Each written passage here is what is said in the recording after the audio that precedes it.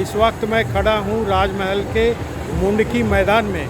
आप मेरे पीछे यूपी के चीफ मिनिस्टर आदित्यनाथ योगी का हेलीकॉप्टर देख सकते हैं। बस अभी थोड़ी देर में अब यहाँ से योगी का भाषण होगा।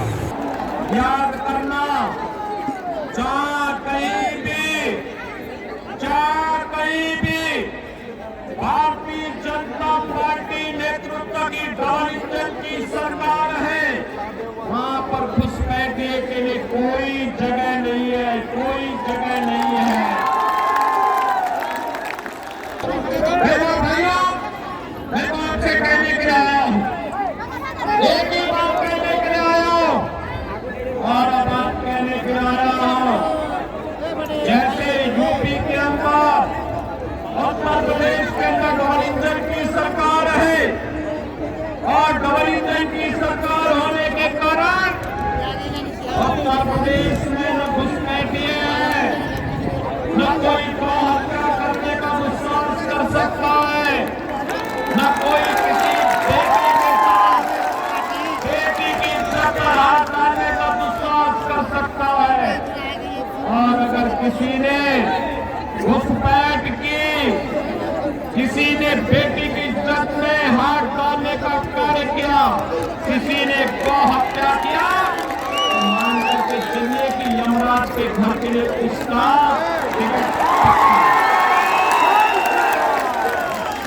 यह काम केवल भाजपा करेगी, यह काम भाजपा गठबंधन नहीं कर सकता है, यह काम झारखंड मुक्ति मोर्चा और कांग्रेस नहीं कर सकती है। और इसीलिए मैं कहने के लिए आया हूं, बहनों और भाइयों, मोदी जी ने तो एक बात आपसे कही और वह कही उन्होंने कि झारखंड में जैसे ही 23 नवंबर को अब तक जो रिजल्ट आएगा, पहले चरण का चुनाव संपन्न हो गया है। पहले चरण का चुनाव 45 सीटों पे संपन्न हो चुका है और बाकी 38 सीटों पर 20 नवंबर को चुनाव होने जा रहे हैं। बहनों और भाइयों, अब तक के रुझान बताते हैं, एनडीए यहाँ पर दो सीटों पर विजयी बन करके पूर्ण बहुमत की सरकार बनाई जा रही है। ये जितने भी घुसपैठिए हैं, इन घुसपैठियों को जैसे ही सरकार बनेगी, एक तरफ इन घुसपैठियों को लात मार करके बाहर करने का काम करेंगे और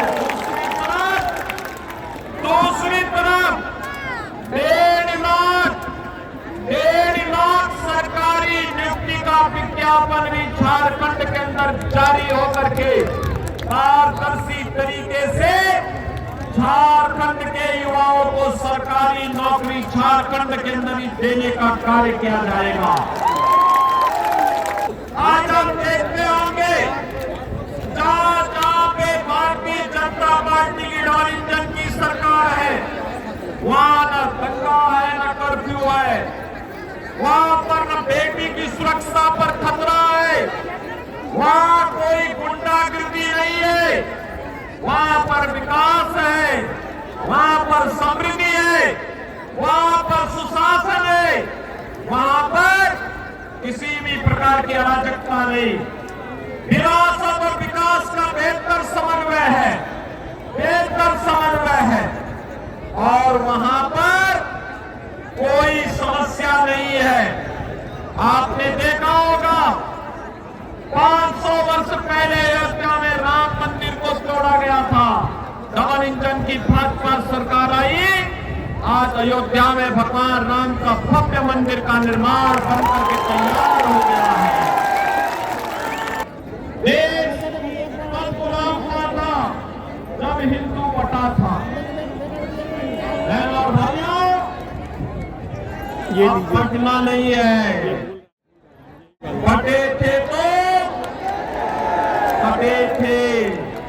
बटे थे तो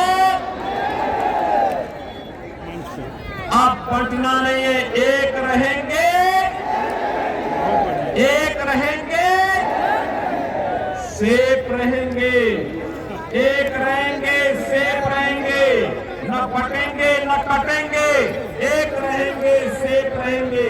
इस संकल्प के साथ हमें कार्य करना है और यही आह्वान करने के लिए आज मैं आपके पास आया हूं। बहनों और भाइयों, मैं आपसे कहना चाहता हूं, अयोध्या में अगर हिंदू बटा नहीं होता, 500 वर्ष पहले जाति के नाम पर बटा नहीं होता, तो अयोध्या में पान नहीं झेलना होता। अगर हिंदू बटा नहीं होता तो काशी में पान नहीं झेलना होता। हिंदू बटा नहीं होता तो मथुरा में पान झेलना नहीं होता।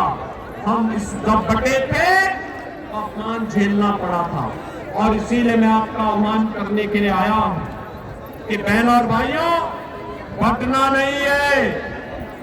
जाति के नाम पर बांटने वाले नेता समाज के दुश्मन है, देश के दुश्मन है। इनसे सावधान रहना है और सावधान रह करके एक भारत श्रेष्ठ भारत की परिकल्पना को साकार बनाने के प्रधानमंत्री मोदी जी के यहाँ आह्वान को आगे बढ़ाना है।